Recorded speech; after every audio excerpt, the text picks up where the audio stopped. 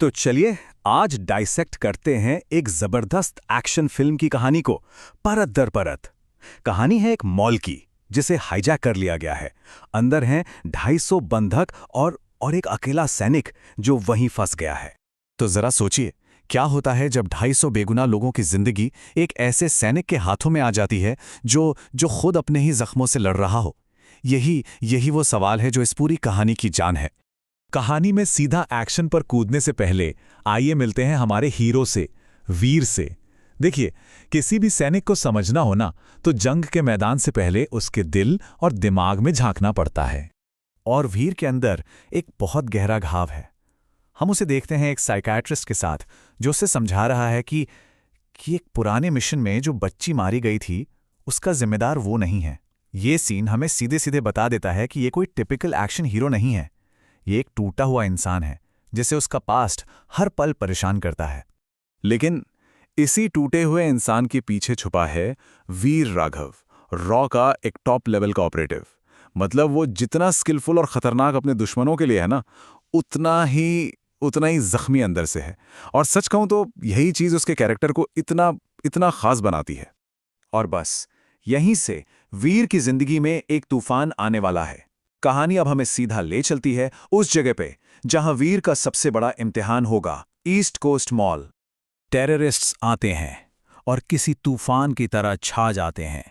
तेज, बेरहम और एकदम प्रोफेशनल। मतलब पलक झपकते ही कम्युनिकेशंस जैम, सारे एग्जिट्स ब्लॉक और मॉल के अंदर का हर एक इंसान उनका बंधक। उनकी प्लानिंग एकदम फुल प्रूफ थी। और बंधकों का नंबर कोई छोटा मोटा नहीं है। पूरे 250 लोग, 250 जिंदगियां जो अब उन टेररिस्ट के रहमो करम पर हैं। ये सिर्फ एक नंबर नहीं है, ये वो दाव है जो इस खतरनाक खेल में लगा हुआ है। तो टेररिस्ट चाहते क्या हैं? उनकी मांग एकदम क्लियर है, अपने पकड़े गए लीडर उमर फारूक की रिहाई। और यहीं पर कहानी में आता है असली ट्विस्ट।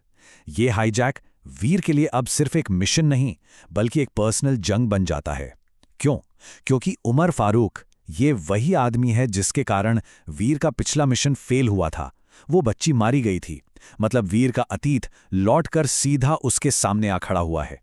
तो अब वो एक फंसा हुआ आम इंसान नहीं, बल्कि एक घायल शेर है जो पलटवार करने को तैयार है।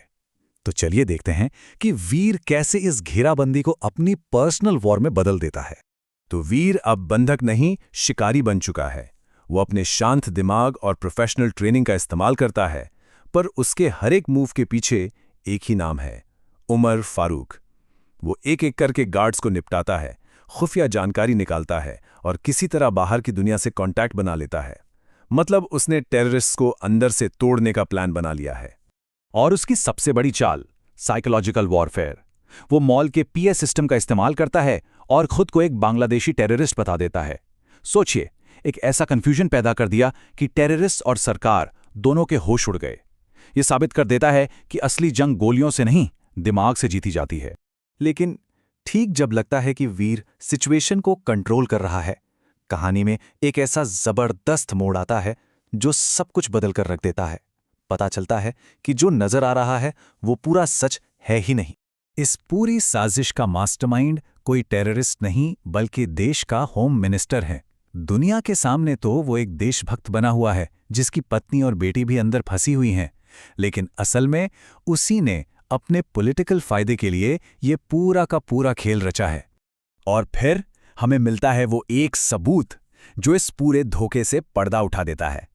होम मिनिस्टर का टेररिस्ट को किया गया एक सीक्रेट फोन कॉल जिसमें वो पूछ रहा है, धमाका कब करने वाले हो? सिर्फ एक सवाल, और इस एक सवाल में उसका पूरा देशद्रोह सामने आ जाता है। और होता क्या है, मिनिस्टर की साजिश काम कर जाती है। सरकार प्रेशर में आकर उमर फारूक को छोड़ने का फैसला कर लेती है। अब सोचिए वीर के बारे में, ये उसके लिए सबसे बड़ा झटका है। जिस आदमी ने उसकी जिंदगी बर्बाद कर दी, अब वही सिस्टम उसे आजाद कर रहा है जिसे बचाने की उसने कसम खाई थी।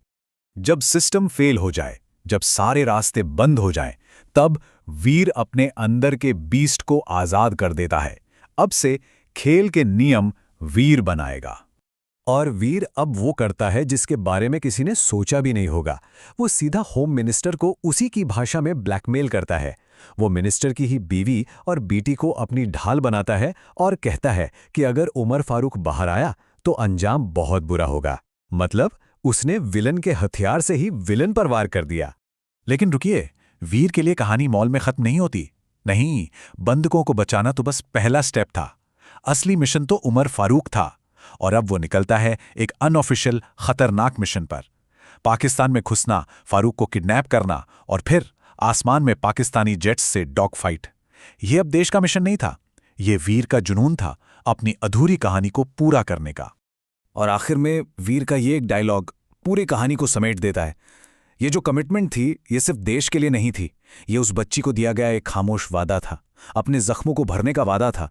और इस एक कमिटमेंट को पूरा करने के लिए वो किसी भी हद तक जा सकता है।